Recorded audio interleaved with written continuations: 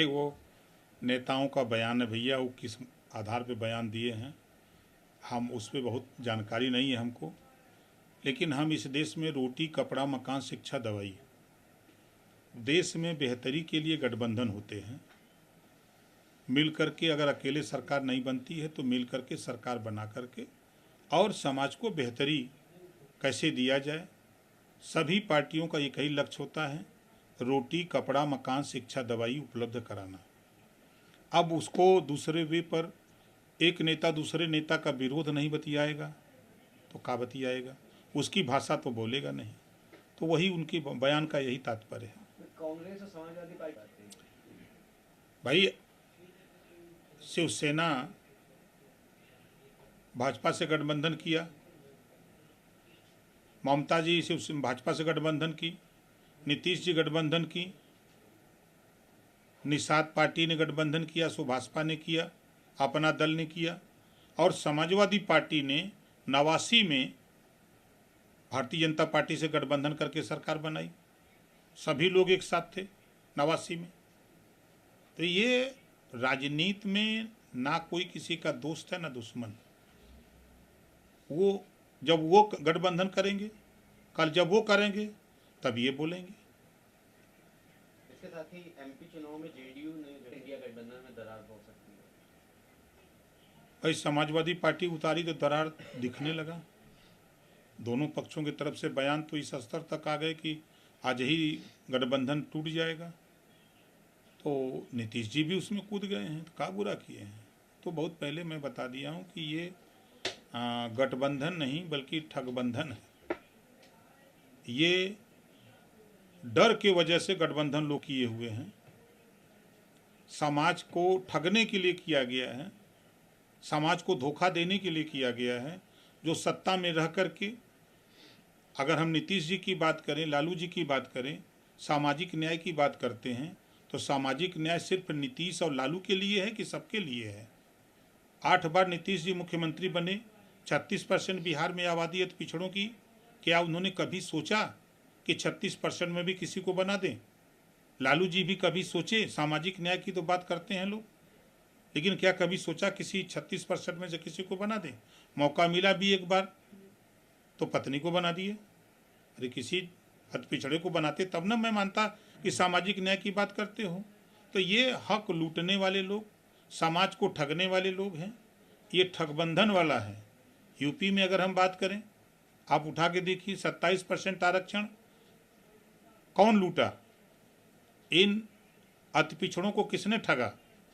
Vote तो लिया, मुसलमानों का तो वोट लिया, ठगा। सरकार बनी, क्या दिया मुसलमानों को? जुल्हा दुनिया अंसारी, साईं दर्जी, फकीर, काठो, सिपाही, दरोगा है।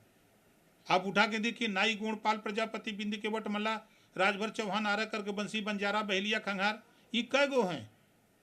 इन लोगों का वोट लेकर ठगने का काम ये लोग किए हैं। लंबे समय तक कांग्रेस की सरकार थी। आज राहुल जी बोल रहे हैं हम जातिवाद जनगणना कराएंगे। ये ठगने का डरामा नहीं है तो क्या है? जब सदन में 2011 की जनगणना सार्वजनिक करने की बात आई तो पेपर किसने फाड़ा? राहुल गांधी ने। आज जातिवाद जनगणना की बात कर रहे हैं, जब सत्ता में थे तब आपने जातिवाद जनगणना क्यों नहीं करा दी?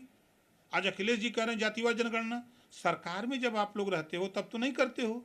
तो ये पूर्ण रूप से ठगबंधन है भैया, ये गठबंधन नहीं है।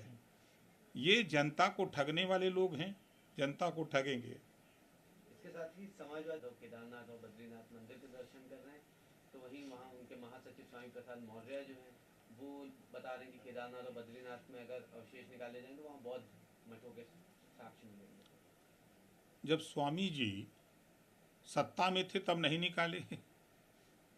सत्ता में थे, 5 साल बीजेपी में मंत्री थे तब नहीं निकाले? बसपा में मिनिस्टर थे तब नहीं निकाले? अब उनको भेजा गया है समाजवादी पार्टी में कि समाजवादी पार्टी जब तक रसातल में न चल जाए तब तक आप इसी तरह बयान देते रहिए। पूरे देश के लोग मान रहे हैं, पूरे देश के लोग जा रहे हैं, दर्शन पूजन कर रहे हैं। अब तो ये अखिलेश जी को विचार करने की ज़रूरत है कि उनके राष्ट्रीय महासचिव कह रहे हैं कि नहीं नहीं, वहाँ बौद्ध के अवशेष हैं और पूरा देश से लोग जा रहे हैं वहाँ, कि नहीं केदारनाथ धाम हम लोग जा रहे हैं दर्शन करने। वो तो उनको सोचने की ज़रूरत है। तो इनको किसने भेज दिया समाजवादी पार्टी में, जब ये समाजवादी पार्टी को रसातल करने गए? आप देख रहे हैं ना कि बेटी भाजपा में सांसद है और वो सपा में है, तो सपा में क्यों गए हैं, क्या कारण है? बयान उनको देखिए।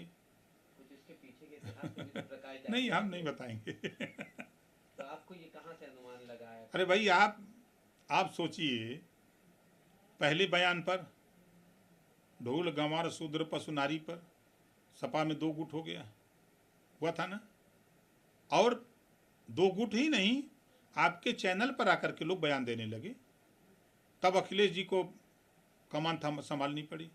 दूसरे बयान पर डिम्पल जी को आना पड़ा, तीसरे बयान पर राम गोपाल जी को आना पड़ा, चौथे को बयान पर शिवपाल जी को आना पड़ा।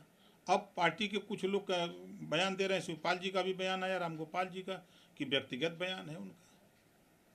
भाई व्यक्तिगत आपके घर में रह करके और कोई घरे में अकेले एक चूल्हा दगा दे, गैस सिलेंडर रख के कहे दाल कहें वो व्यक्तिगत आप दल के बना होता है, ये कैसे संभव है?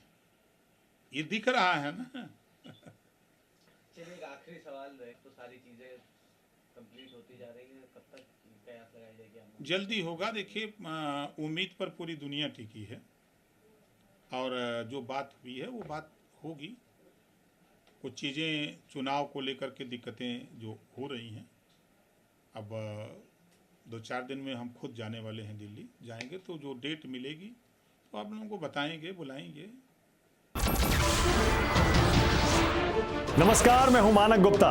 अगर आपको हमारा ये वीडियो पसंद आया हो तो इसे लाइक और शेयर जरूर करें, और हाँ, हमें सब्सक्राइब और फॉलो करना ना भूलें, ताकि आप देश और दुनिया की कोई खबर मिस ना करें।